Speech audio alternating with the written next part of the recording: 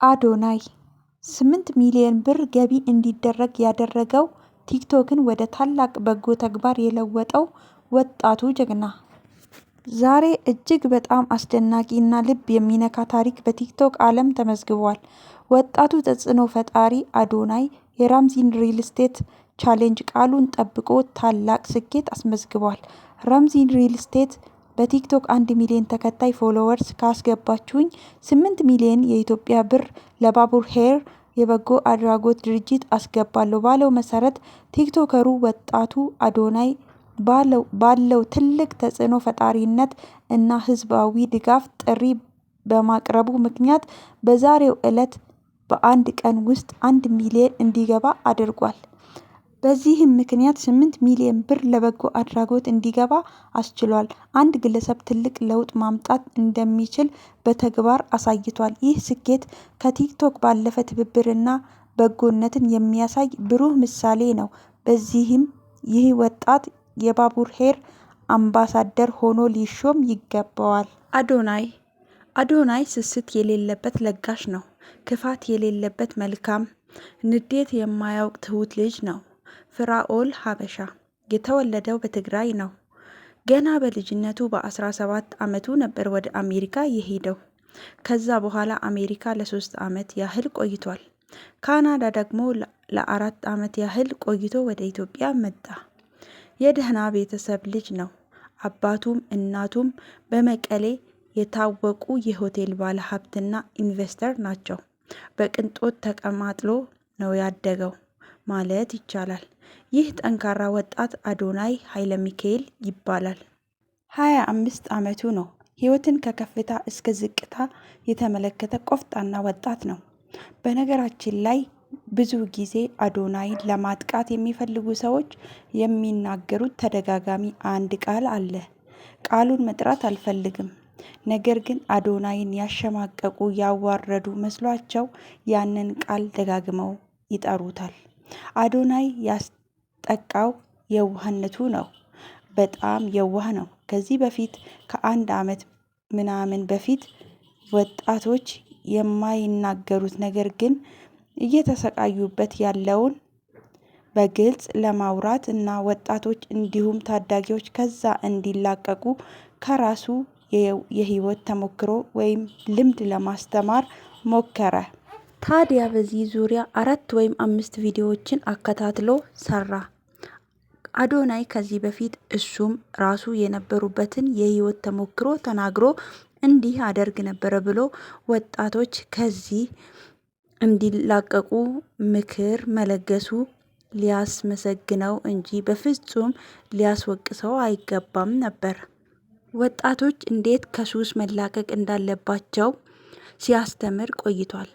ዳታዎች እንደሚያሳዩት ከሆነ 85% የሚሆኑ እድሜያቸው ከ15 እስከ 39 የሆኑ ሰዎች በህይወት ዘመናቸው አንዴም ይሁን ብዙ ጊዜ ይህንን ድርጊት አድርገዋል።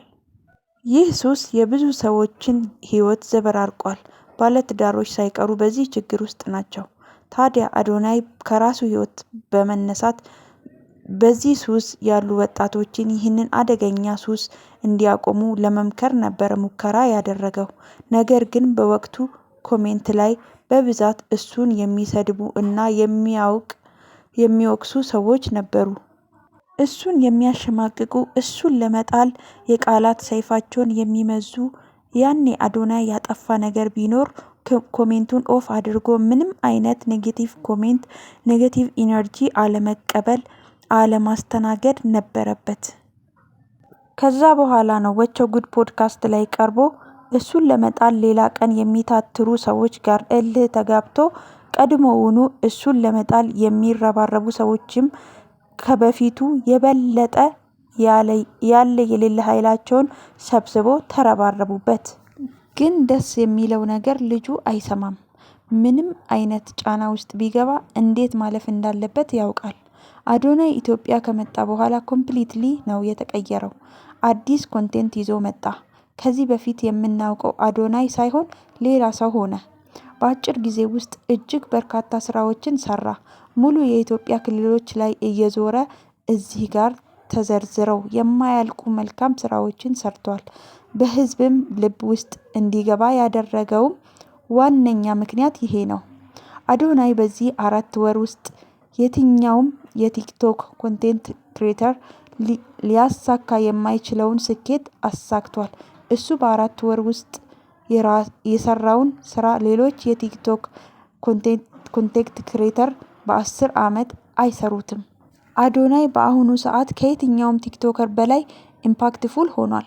ሰዎችን ኢንፍሉዌንስ በማድረግ ማህበረሰብ ተኮር ስራዎችን እየሰራ ማህበረሰቡንም ኢንፍሉዌንስ በማድረግ እሱ ኮንቴንት ነው የበለጠ ሰዎችን ኢንስፓየር ያደረገ ሰዎችን እያስተማረ ያለው።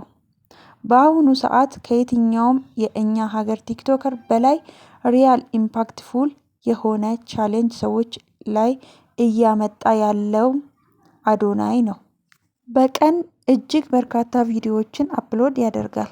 እያንዳንዱ ቪዲዮዎቹ ደግሞ ከ4 ሚሊዮን እና ከ5 ሚሊዮን በላይ እይታ ወይም ቪው አላቸው።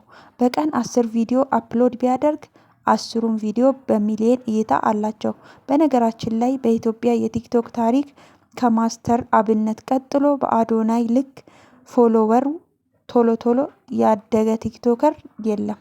ከየሆነ ጊዜ በኋላ የአዶናይ ፎሎወር በቀን 100,000 ነው የሚጨምረው። በአሁን ሰዓት ቲክቶክ ላይ 3.3 ሚሊዮን ሰዎች ፎሎወርስ ያደርጉታል። ፎሎወሩ በቀን 100,000 ነው የሚጨምረው። አዶናይ ሪያል ፐርሰናሊቲ ነው ያለው። በአመት 4 ቪዲዮ ብቻ አይደለም የሚለቀው፣ በቀን 20 ቪዲዮ አፕሎድ ሊያደርግ ይችላል። ከኮንቴንት ኳሊቲ ከቪዲዮ ኳሊቲ አንጻር ጥንቅቅ ያሉ ቪዲዮዎችን አፕሎድ ያደርጋል። በዚህ አጋጣሚ ካሜራማኑ ሊመሰገን ይገባል። ከጃኒ ጋርም የሚለቁት ቪዲዮ ኢንተርቴኒንግ ነው። ሁለቱ አብሮ በጣም ደስ ይላሉ። ከአንደበቱ በላይ ስራዎቹ ይናገራሉ። ስለዚህ አንድም ቀን ምረጡኝ ብሎ የምርጫ ቅስቀሳ አካሂዶ አያውቅም። ስስት የሌለበት ለጋሽ ነው። ክፋት የሌለበት መልካም፣ ንዴት የማያውቅ ትሁት ልጅ ነው። ተጻፈ በፍራኦል ሀበሻ